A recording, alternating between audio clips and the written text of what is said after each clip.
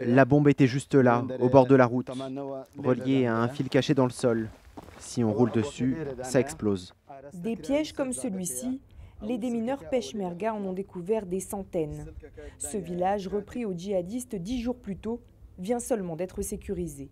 Car avant de partir, les terroristes ont laissé des bombes, sous ce tas de briques par exemple, mais aussi dans les maisons ou dans des voitures.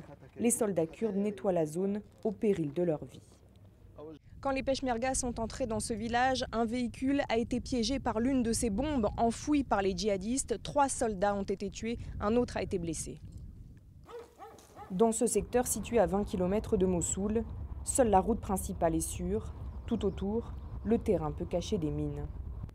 Dans leur QG, les démineurs nous montrent les explosifs déterrés. Ici, une bombe de 35 kg, dont 10 de TNT. Pour la désactiver, ils n'ont que cet équipement sommaire.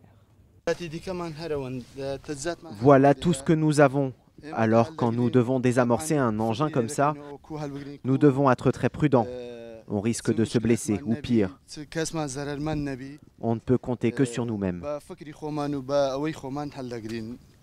Les Peshmerga ont demandé à la France du matériel plus sophistiqué pour détecter les mines. Un nouveau défi majeur, selon eux, dans leur guerre contre les terroristes.